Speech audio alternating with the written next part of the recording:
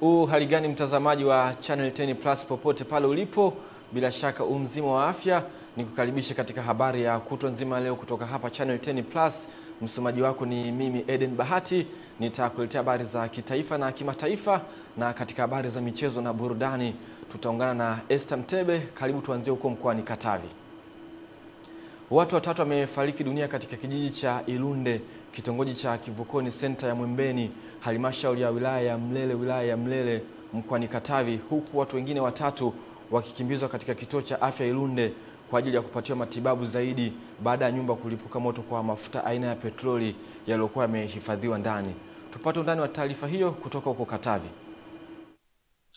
Akizungumzia tukio hilo, mwenyekiti wa kitongoji cha Kivukoni Center Mwembeni, Hassan Buzele, amesema kuwa jumla ya watu watatu wamefariki dunia.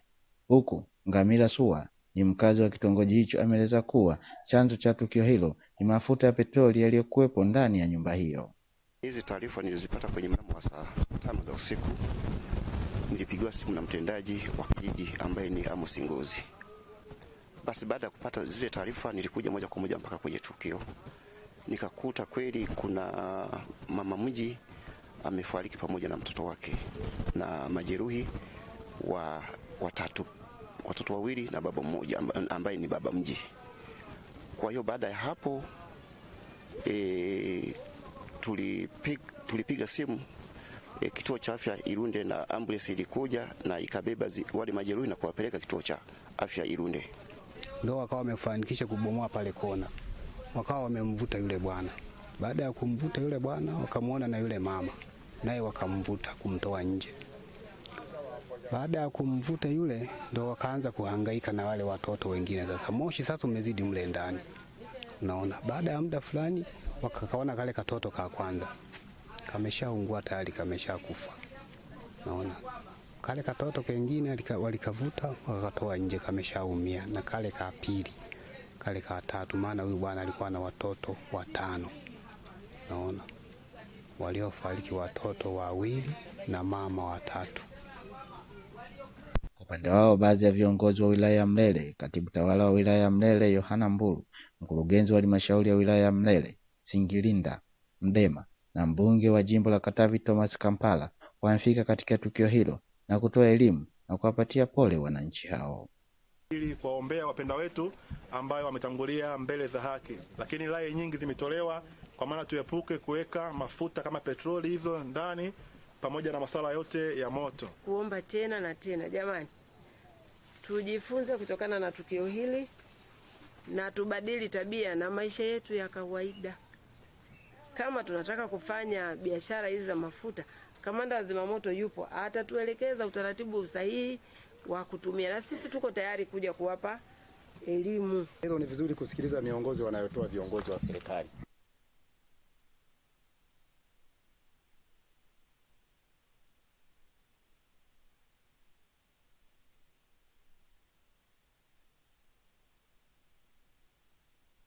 Hawatakii mabaya. Napokuja kuelekezwa kuwa jamani, hata kama mnafanya biashara za mafuta, fanyieni biashara za mafuta, msiweke ndani. Tafuta eneo, jenga nje, jenga hata kijumba nje pale, weka hayo mafuta yako, uendelee kufanya biashara. Tawala wa wilaya ya Mlele Yohana amemtaka kamanda wa zimamoto na uokozi kutoa elimu juu ya uhifadhi wa mafuta ya petroli kwa wananchi ili kuondokana na vifo vinavyosababishwa na uhifadhi mbaya.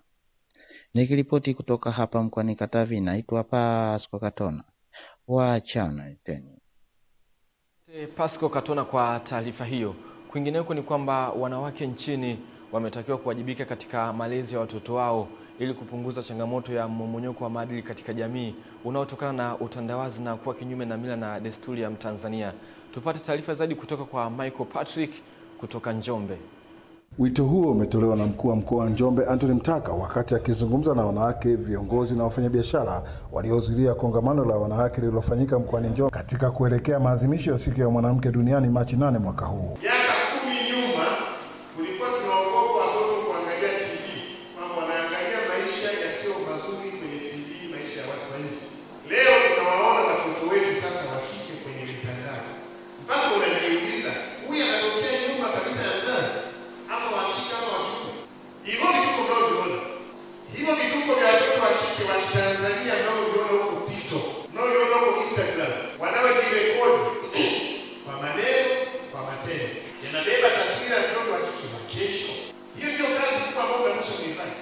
shida moja ya teknolojia inatunza. Marehemu Mungu alituambia ogopa Mungu na teknolojia. Lazima tusimamie maadili.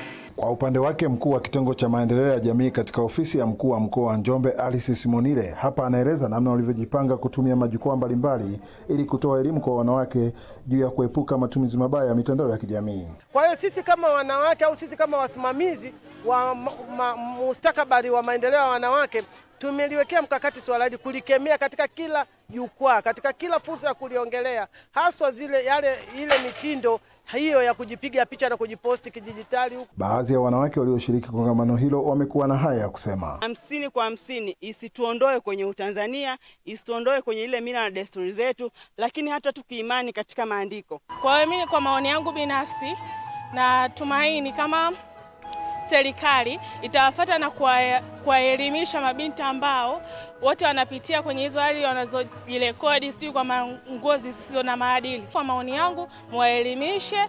Kutoka mkoani Njombe, Michael Patrick, Channel 10. Watu 10 wamethibitishwa kufariki dunia katika jiji la Nairobi nchini Kenya kufuatia mafuriko makubwa yaliyokumba jiji hilo siku ya Ijumaa. Kamanda wa polisi wa Nairobi George Seda amesema watu 4 waliosombwa na maji yaliokuwa yakiongezeka kwa kasi, huku wengine wakifariki dunia wakiwa ndani ya magari yaliyobebwa na mkondo wa maji. Ameongeza kuwa watu wengine 2 walipoteza maisha katika matukio tofauti ya mshtuko wa umeme wakati wa mafuriko katika maeneo mbalimbali ya kaunti hiyo. Mbali na vifo hivyo, takriban magari 71 yalikwama katika barabara kuu za jiji hilo baada ya mafuriko kufanya baadhi ya barabara kushindwa kupitika. Polisi wameonya kuwa idadi ya vifo inaweza kuongezeka wakati shughuli za utafutaji na uokoaji zikiendelea katika maeneo yaliyoathiriwa zaidi. Wananchi wa Manga Veta kata ya Ilemi mkoani Mbeya wanakabiliwa na changamoto ya barabara pamoja na ukosefu wa vivuko, hali inayosababisha usumbufu mkubwa kwa wakazi hao wa eneo hilo. Taarifa zaidi na Epimakus Apolinari inafafanua. Changamoto hizo zimebainishwa mara baada ya diwani wa kata ya Ilemi Baraka Zambi kufanya ziara ya kuwatembelea wananchi hao na kusikiliza kero zao, ambapo wameeleza changamoto wanazokabiliana nazo na kumuomba diwani kwa kushirikiana na serikali kutengeneza barabara pamoja na vivuko ili kuondoa adha kwa wananchi. Tunatumia pikipiki, tuna changamoto kubwa sana za barabara. Mheshimiwa diwani, ukipanda hapa juu hapa saizi tunakopita kuna mashimo ni kwa hakupitiki. Tukienda huku chini hakupitiki. Yaani imekuwa ni changamoto kubwa sana mpaka akatusimamisha pale. Kwa sababu jamani tunaomba support ya nguvu hapa kidogo tuweze kumwaga vifusi ili tuweze kupita. Ndakuomba Mheshimiwa diwani kwa hili naomba ulizingatie sana. Sisi ndio tunakuwepo hapa muda mrefu. Watoto wanapotoka shule na wanavyoenda shule wanagongwa sana. Karibu watoto 3 kama si 3 4 na bajaji hapo na bodaboda. Kwa hiyo naomba tujengee nani tuweze kuangalia zebra pale. Ijue inakuaje jinsi ya kuvuka. Diwani ambayo imekuwa changamoto.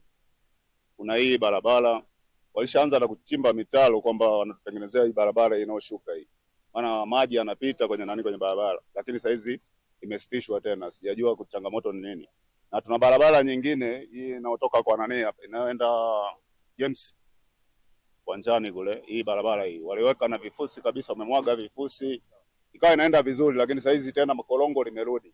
Kwa upande wake mbunge wa jimbo la Uyole Dr. Tulia Ackson amesema lengo la serikali ni kuondoa changamoto ya barabara korofi na kuahidi kuwa barabara hizo zinaenda kutengenezwa, huku diwani wa kata ya Ilemi Baraka Zambi amesema lengo lake ni kusikiliza kero za wananchi. Lakini kwa sababu tunaenda kuzungumza nao kuhusu barabara hii, basi msio na shaka, hiyo nayo tutaifikisha. Nimeambiwa barabara inaitwa Dondola. Basi tunapoenda kuzungumza nao kuhusu hii barabara tutazungumza nao na hiyo waitazame waone nini tunaweza kufanya ili iwe inapitika kwa urahisi. Wananchi wamenichagua, lakini kinachofuata ni kuwasikiliza wanataka diwani wao nifanye nini.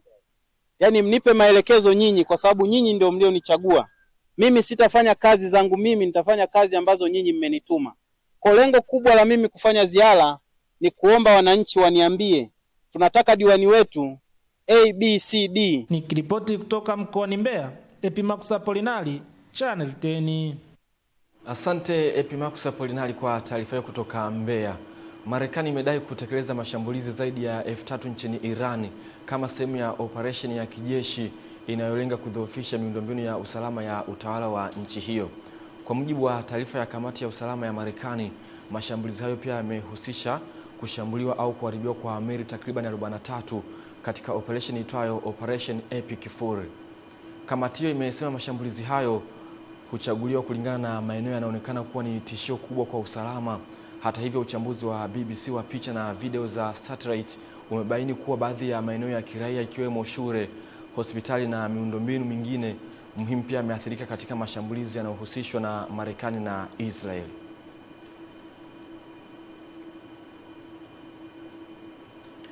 Kufuatia ongezeko la watalii kupitia filamu ya Royal Tour iliyotangazwa na Rais wa Jamhuri ya Muungano wa Tanzania Mheshimiwa Daktari Samia Suluhu Hassan, wanawake wilayani Serengeti mkoani Mara wameshauriwa kutumia fursa hiyo ya sekta ya utalii kubuni biashara zitakazovutia maeneo yanayotembelewa na wageni wengi.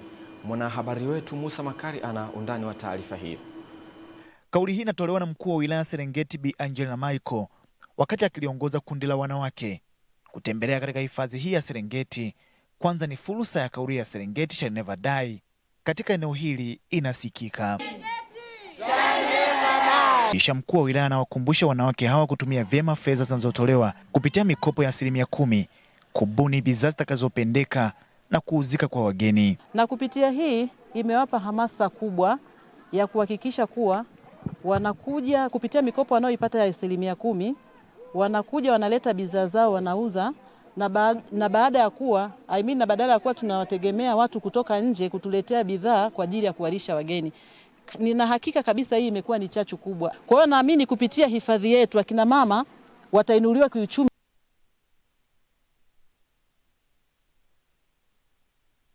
kwa kuleta bidhaa nyingi sana ndani ya hifadhi. Awali akizungumza katika matembezi hayo, mhifadhi mwandamizi Fabian Manyonyi amesema ni vyema watalii wa ndani wakatumia fursa zilizopo katika hifadhi badala ya kutembea na kuondoka katika eneo hilo bila kutambua fursa. Washauri wanapokuwa wanatembelea hifadhi zetu, basi wasibaki tu kuangalia mazingira yetu, vile vile wanaweza kuangalia na fursa zilizopo.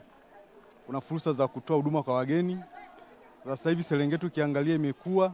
Kwa kina mama hawa si kusherehekea tu siku ya mwanamke, na wao wanasema sasa akili zimefunguka. Leo kama wanawake wilaya ya Serengeti tumeamua kumuunga mkono, tumekuja kutalii, lakini pia tunahamasisha Watanzania wote wakaribie katika hifadhi ya Serengeti. Lakini tumeona kwamba tunaweza kuchukua vitu malighafi tulizo nazo za Serengeti tukaweza kuziuza, hususan kupitia watalii tunaokutana nao, na tukaweza kukua kiuchumi na kiafya na kiakili. Kuboresha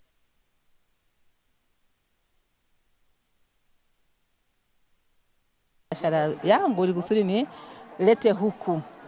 Naona watu wanaleta huku sana biashara, nilikuwa sijawahi kuleta, lakini naona nitajitahidi kadri ya uwezo wangu. Kutoka hapa wilayani Serengeti mkoani Mara, jina langu ni Musa Makali na hii ni Channel. Asante Musa Makali kwa taarifa hiyo. Wakazi wa kisiwa cha Fundo wilaya ya Wete mkoa wa Kaskazini Pemba wamepongeza hatua ya Wizara ya Afya kupitia kitengo cha malaria kwa kuwatembelea majumbani, kuwafanyia vipimo na kuwapa elimu ya kujikinga na ugonjwa wa malaria. Taarifa zaidi na Masanja Mabula kutoka Pemba. Wakizungumza wakati wa zoezi la upimaji lililofanyika kisiwani humo, wananchi hao wanasema mpango huo umewapa mwamko wa kuchukua tahadhari, hasa ikizingatiwa kwa wengi wao ni wavuvi wanaosafiri maeneo mbalimbali kwa shughuli za uvuvi na hivyo kukabiliwa na hatari ya maambukizi. Hili mimi kwangu mimi naliona nzuri sana kwa sababu ni watu wa kutoka kwenda Mahagoni. Haizuru baadhi ya wengi sio tunatoka kwenda Mahagoni na wengine wanabakia hapa.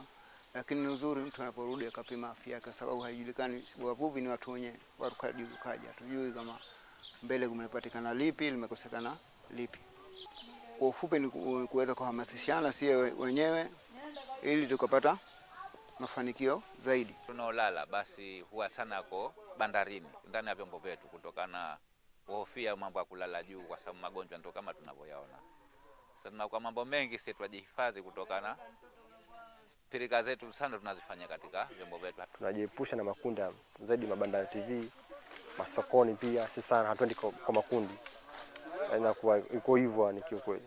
Kaimu mratibu kitengo cha malaria kisiwani Pemba, Yusufu Alijuma, Amesema mbali na upimaji wa afya, wananchi wanapaswa kuongeza juhudi za usafi wa mazingira kwa kuondoa vidimbwi vya mazalia ya mbu, hasa katika kipindi hiki cha mvua kubwa zinazoendelea kunyesha.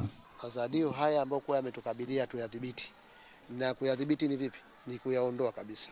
Ikiwa pana dimbwi, piga mtaro, maji yanaweza kuondoka au fukia. Lakini pia na hata matumizi mabaya, kama hata hiyo mifereji, basi kama kuna mwaga tu maji, au wale wanao shamba za irrigation wanamwaga tu maji, wala hawana msimu wa kuyabadilisha. Kawaida baada ya wiki 2 tu basi mazalio yanaweza kukaa. Tunakutana na watu mbalimbali, walioambukizwa na waliokuwa hawakuambukizwa. Dhana yetu ni kufikiria kwamba inawezekana miongoni mwetu japo mmoja kaambukizwa, kuambukizwa mmoja kwetu sisi ni tatizo. Kampeni ya Wizara ya Afya kupitia kitengo cha malaria imeendelea kupokelewa kwa shangwe na wananchi wa kisiwa cha Fundo, huku viongozi wa afya wakisisitiza kuwa usafi wa mazingira, tahadhari binafsi ni nguzo muhimu ya kupunguza maambukizi ya malaria. Ni Masanja Mabula, Channel 10, Pemba, Zanzibar. Wananchi wilayani Msoma mkoani Mara wameiomba serikali kupitia Wizara ya Ardhi kuchukua hatua kali dhidi ya dhuluma inayofanyika kwa akina mama, hususan wajane, kutokana na wengi wao kutojua sehemu sahihi ya kuwasilisha malalamiko yao. Musa Makali ana undani wa taarifa hiyo. Hiyo wameitoa katika kuadhimisha siku ya wanawake wilayani Msoma mkoani Mara kupitia kliniki ya utatuzi wa migogoro, ambapo amesema kwa kiasi kikubwa wajane wamekuwa kioneo kutokana kutokuwa na sehemu sahihi ya kuwasilisha malalamiko yao. Akina mama wajane wananyanyasika sana katika familia zao, hasa ambao hawakuweza kupata uzazi katika familia hizo. Wananyang'anywa mali, wanadhihakiwa, wanakashifiwa maneno ya aibu, wanafanywa wanakosa amani, wanatamani hata wajiondoe duniani kwa sababu ya dhihaka hizo. Changamoto niliyokuwa nayo ni ya kubadilishiwa hati ya kiwanja ninachoishi bila taarifa. Baada ya kutambua kuwa jina langu limefutwa ofisini, ila namba ya simu walisahau, nikaja kutafuta ukweli ni kweli. Ndivyokuta ni kweli, ndo nikaanza kesi na huyu mume wangu, kwa nini kakata jina langu mimi sijui. Na hapa kamishna msaidizi wa ardhi mkoa wa Mara amesema kupitia Wizara ya Ardhi wameanzisha kliniki ya ardhi, yani Mama Samia Clinic Ardhi, ili kutatua changamoto zinazowakabili wananchi, hususan wanawake kupitia eneo hilo. Na kama unavyojua mkoa wetu wa Mara una changamoto nyingi sana kwa wanawake. Kuna ukatili wa kijinsia, umiliki wa ardhi ambao hauko sawa. Kwa hiyo tunategemea hapa baada ya siku 7 hizi ambazo tunafanya kliniki, wanawake watakuwa wameweza kupata hatimiliki pale wenye mkwamo, elimu ya umiliki ardhi wataipata, au kupata hiyo huduma watajua waipate wapi. Hii wiki ya wanawake, kwa sababu wanawake wanapata changamoto nyingi. Wanawake wengine wanaogopa mpaka wapate kibali kutoka kwa waume zao. Unajua mfumo wetu wa mfumo dume mkoa wetu huu. Kwa hiyo tumeona tuwaite wao wenyewe, kuwapa fursa, tuwasikilize kwa undani, waeleze changamoto walizonazo, tuwape utaratibu na kuwawezesha na kuwafahamisha. Na pia kutambua kiwanja hicho kama kimepimwa itasaidia kuepukana na migogoro ya ardhi ambayo inayotokana na ununuzi wa ardhi holela. Jina langu ni Musa Makali na hii ni Channel 10. Jamii nchini imeaswa kujijengea utamaduni wa kuwatembelea na kuwapatia misaada mbalimbali wananchi wanaotumikia adhabu ya kifungo gerezani, hatua itakayosaidia kuwapa faraja, kuwajenga kisaikolojia na kuwafanya wajione bado ni sehemu ya jamii licha ya makosa waliowapelekea wao kuwekwa kifungoni. Ahmad Nandonde ametuandalia taarifa ifuatayo.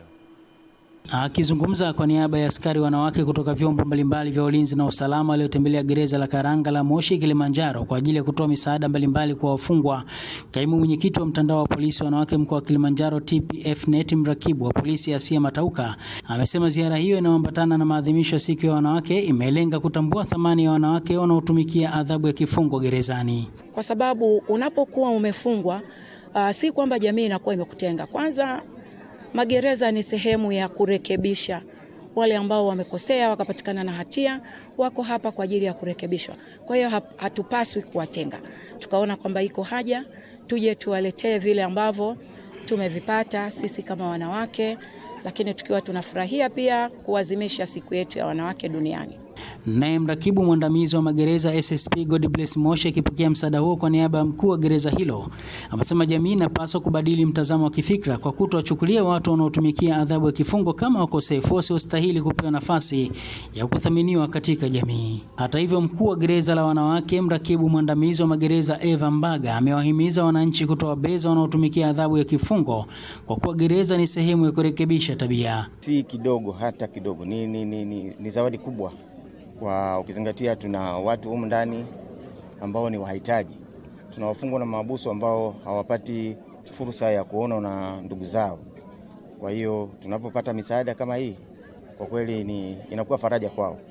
Na tunatoa wito kwa watu wengine wanapopata fursa au kuazimisha mambo kama haya, basi ni vizuri wakatutembelea na kutuletea misaada kama hii. Milango iko wazi na hatuzuii mtu kuja kuleta misaada. Ni kufuata taratibu tu. Jamii inavyotuunga mkono, wanajisikia kupendwa na wanajisikia kwamba bado ni wa thamani katika jamii na wanaendelea kurekebika, na mwisho wa siku wakitoka wanakuwa wanafaa katika jamii. Ahmed Nandonde, Channel 10, Moshi.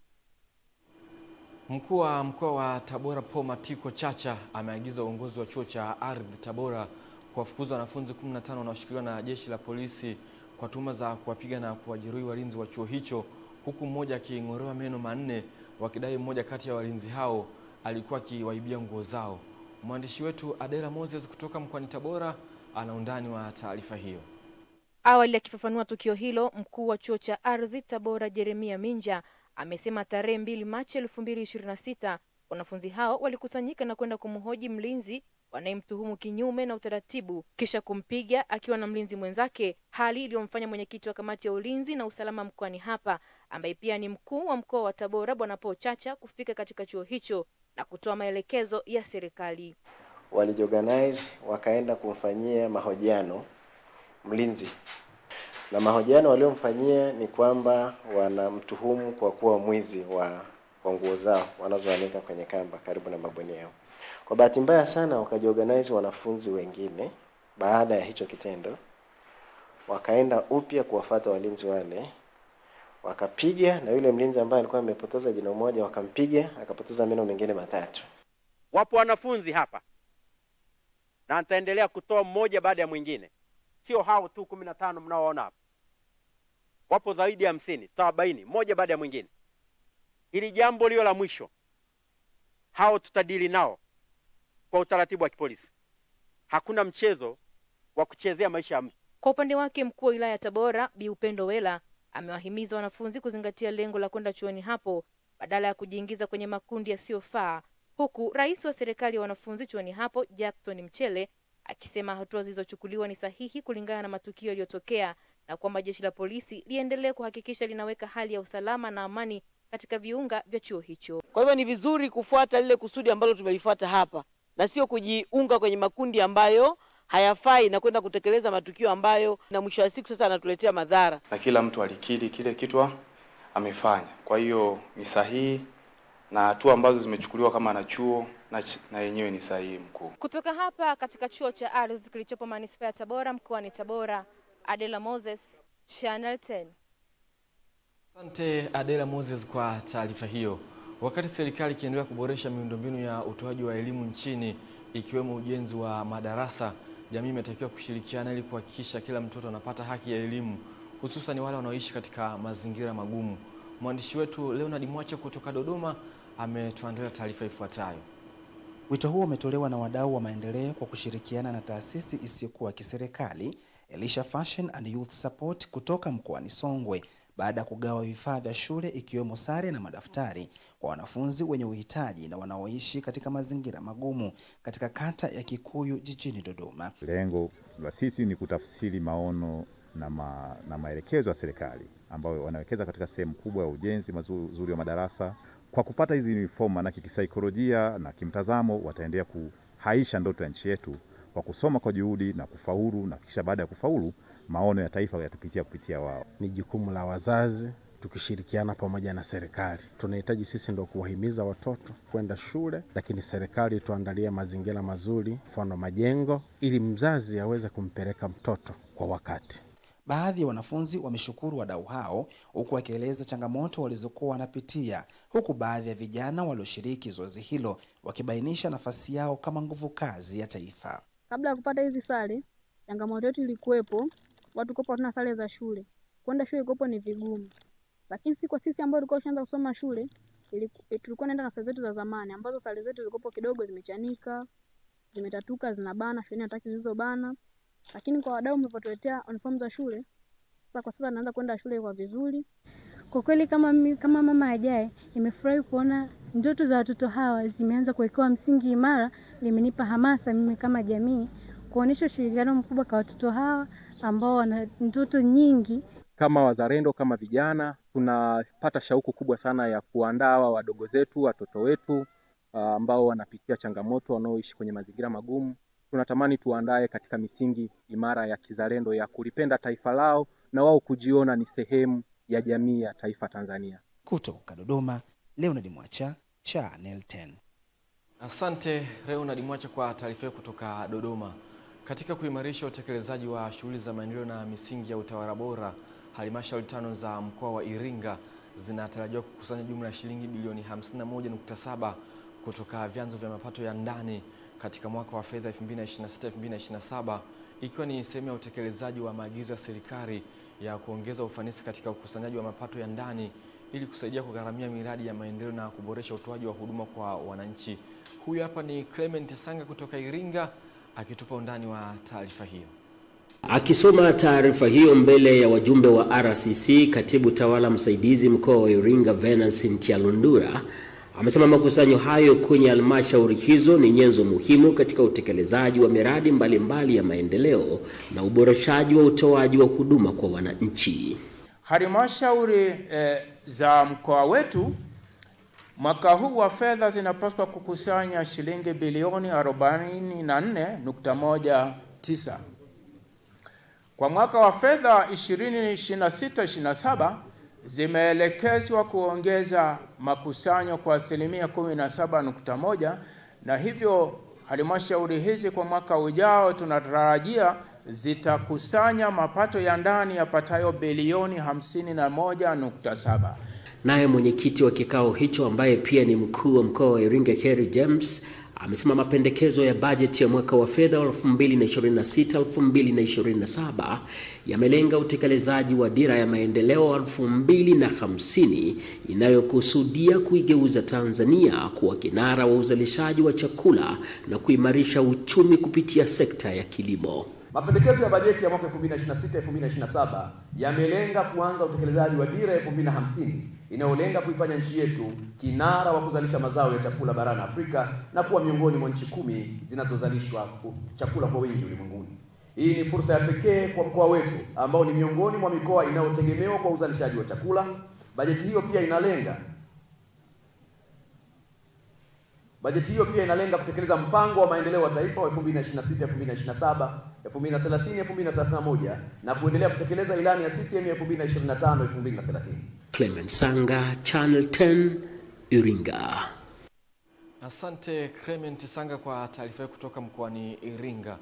Mkuu wa gereza la mahabusu Segerea, kamishna msaidizi wa magereza Hamisi Ngaukia ameyashukuru mashirika na taasisi za serikali pamoja na sekta binafsi ambazo zinafika gerezani hapo na kutoa mchango wa hali na mali kwa ajili ya kusaidia kukidhi mahitaji ya mahabusu. Tupate undani wa taarifa hiyo kutoka kwa Nelson Munema. ACP Ngaukia ametoa shukrani hizo jijini Dar es Salaam mara baada ya kupokea msaada kutoka kwa wanawake wa kampuni tanzu ya Itidiko iliyopo chini ya shirika la umeme nchini TANESCO. Hamjapotea njia, hapa ni sehemu sahihi, kwa sababu gereza hili ndo katika mkoa wa Dar es Salaam ni gereza lililobarikiwa. Manake lina wazee, lina wanaume, lina wanawake na watoto. Lengo kubwa ni kwamba tuhakikishe watu hawa wakija hapa watoke wawe raia wema. Tumeguswa na ndio maana tuko mahala hapa. Tunaamini kabisa kile ambacho tulichokileta hapa basi kitawafikia wale wote wenye uhitaji. Tunaomba mpokee mchango wetu kidogo kwa ajili ya wafungwa, watoto na wengine ambao utaweza kuwasaidia. Wakati huo huo, mamlaka ya usafiri wa anga Tanzania TCAA wamefika gereza la mahabusu Segerea kutoa msaada.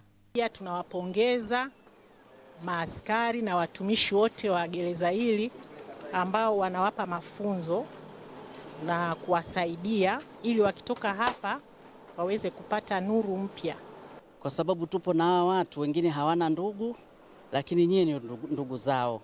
Tunawashukuru mno. Kutoka Dar es Salaam, Nelson Munema, Channel 10.